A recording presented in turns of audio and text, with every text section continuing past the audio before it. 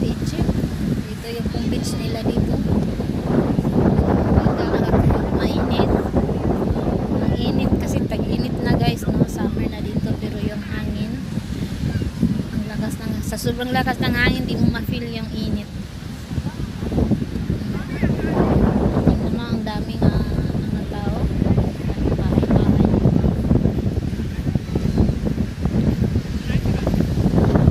Ito namin sa likod ko guys. Sobrang lamig ng hangin. Ayan. So, tingnan mo yung mga dagat guys.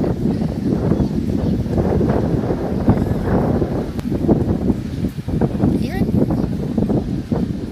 Ang lakas na ng alon.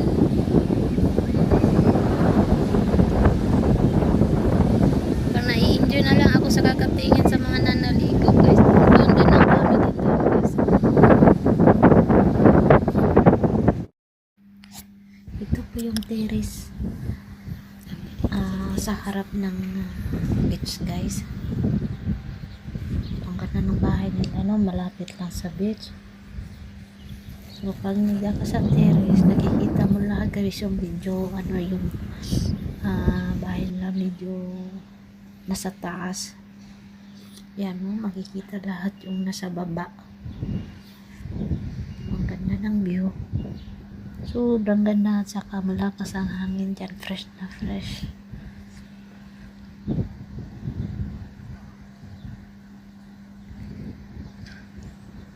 Ang ganda guys. Malinaw. Parang wala pang taong naglalakad. Malinis dyan. Sobra. So kahit papano guys, na-relax man yung isip ko dyan guys. Nawala talaga yung ko. Parang kunting stress. Nakaligo sa dagat. Parang feeling ko dyan is parang Pinas lang din.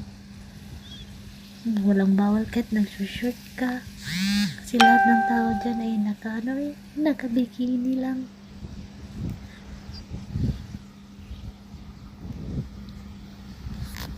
Kung sa Pinas pa guys, ito yung parang probinsya nila. Pag weekend, nandito sila nagbi-beach. Pero pag araw ng trabaho, umuwi sila sa Cairo. Kasi doon sila lahat nagtatrabaho, walang maiwan sa bahay. Weekend lang talaga sila dyan. Relaxing time. Talagang nakaka-relax ang dagat, Diyos ko.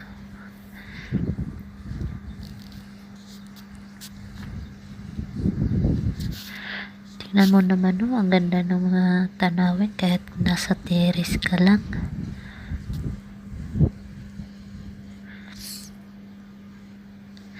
Kahit umaga-umaga mo tinitingnan, hindi ka magsasawa. 2 weeks din kami dyan nag-standby guys, pero hindi talaga ako nagsasawa dyan sa views. Tuwing umaga, parang paglabas mo na sa terrace, malangkap yung simoy ng hangin. Na-feel mo talaga yung Pilipinas guys. Ang ganda. Malinaw na dagat. Walang ingay.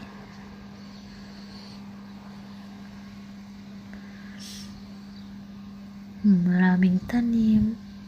Marami din mga bulaklak kaya yung lumabas kami, nadadaanan namin yung mga bulaklak sa ilalim ng kahoy. Alagang-alaga din nila.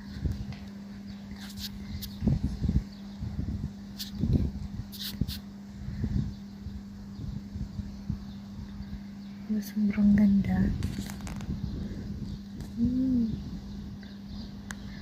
Ngayong dagat to, langlawak.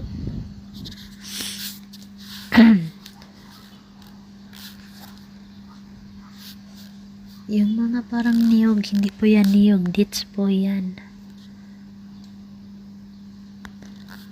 tatayog ng mga dates ng puno ng dates ng malalaki ng mga puno. Kasi sa atin pag dagat maraming niyog, pero sa kanila maraming dates.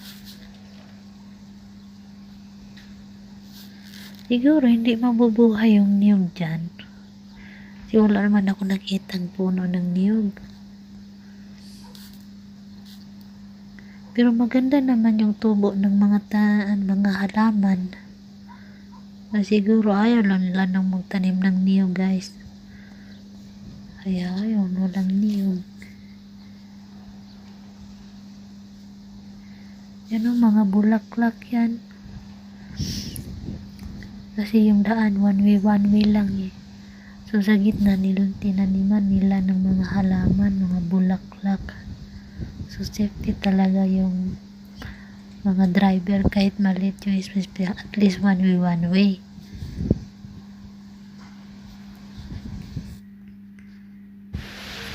Maganda dito, guys. So ibang place na naman ito, guys, yung napuntahan namin. Ang ganda. Ito yung pinakamagandang places na napuntahan ko, guys. Yan yung sa likod ko kanina. Ayan. Sa taas. Ang ganda. Swimming pool. Pagtingin mo sa baba. Napalid na sa hangin yung cellphone ko, guys. Dagat. Libre yung mga temple dyan.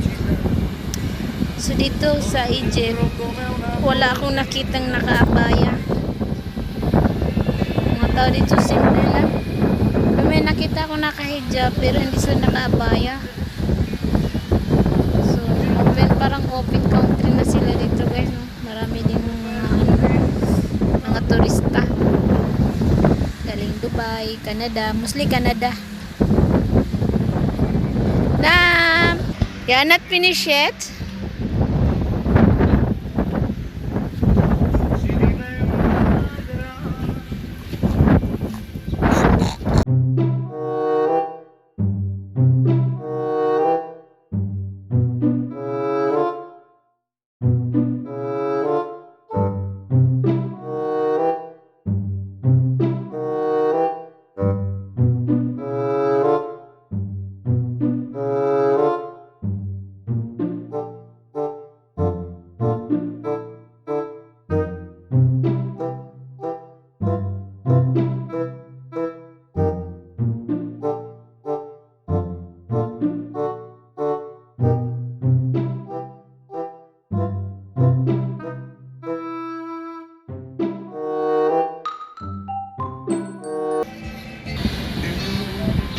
So nice.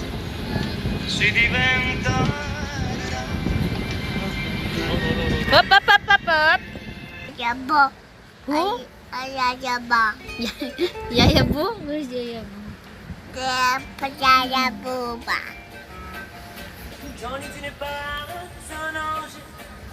Don't keep moving because you're pulling. You sit on the table. Hi.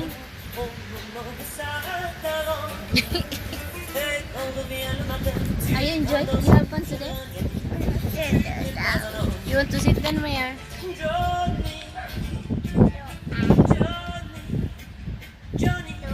You want to go up? Flowers nice?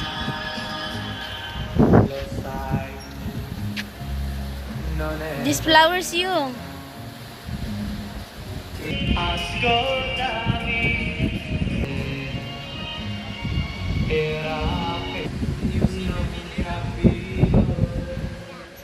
Where?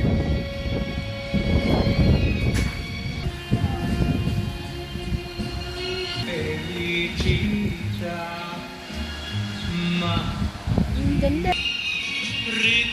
Frog sleepy.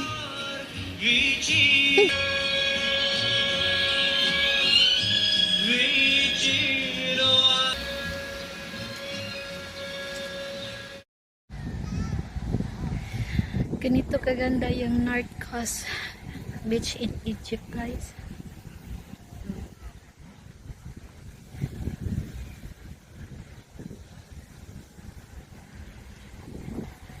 So lahat ito nakabikini, no? Ako lang hindi. Takot maitim.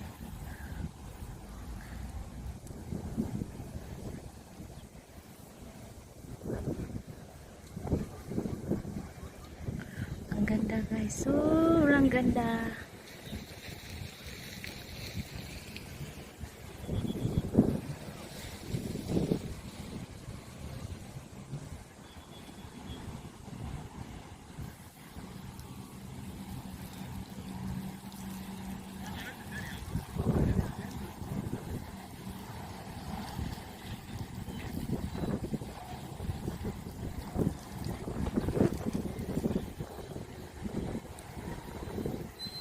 Yan yung mga bahay guys. Bahay sa tatak. Maganda talaga tingnan dito guys. So punta tayo doon sa tabi ng dagat. Ito yung mga pasahiroan.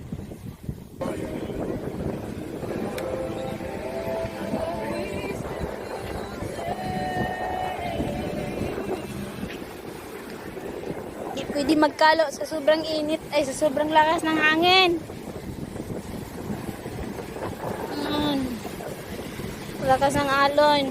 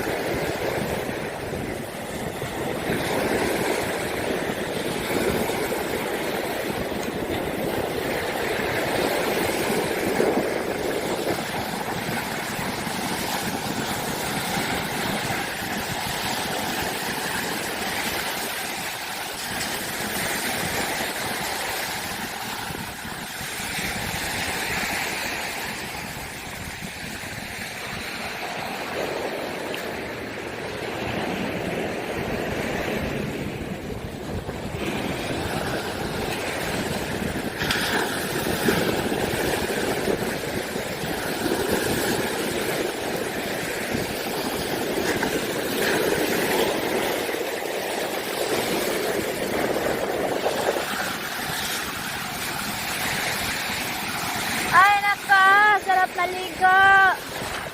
Ano? Mabot na sa ako yung tubig. Lakas talaga ng alon. Nakakatakot. Hindi naman sila natakot. Takot ang di marunong lumangoy.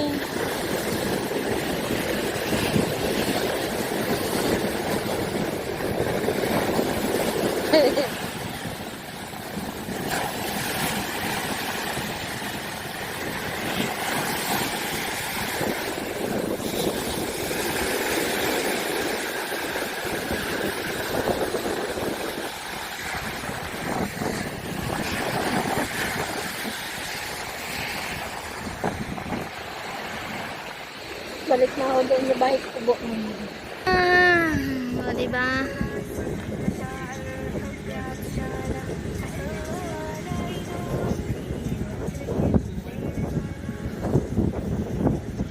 Ang ganda ng dagat. Hindi siya marumi dito guys. Saka dito open. Walang maarte.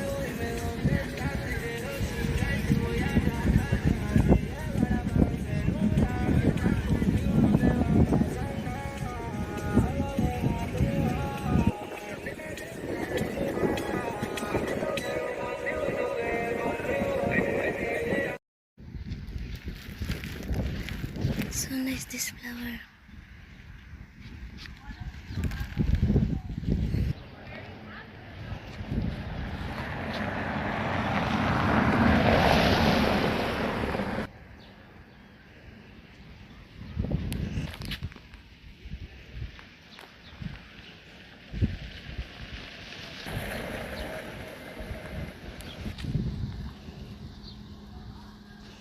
Papunta na naman ng beach.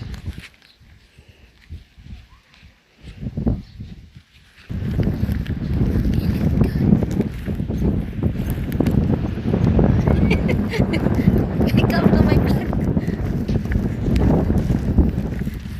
Nagtakas na agad ang bagal ko na maglagan. Ay, Diyos ko. Nandito na kami.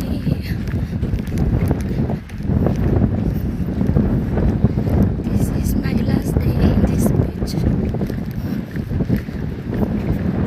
Uwi na kami mamayang gabi. So, di natin alam kung kailan kami makabalik. Smart Village. Tadaan! Bye-bye, Ate Monane. What is... Bye bye, Nainay!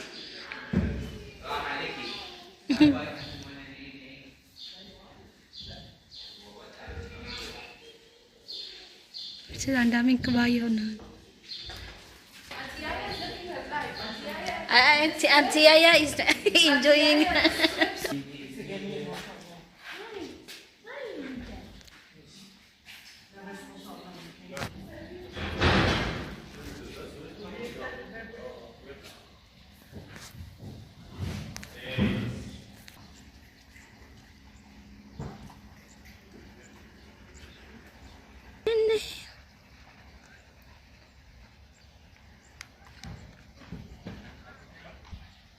Ito naman.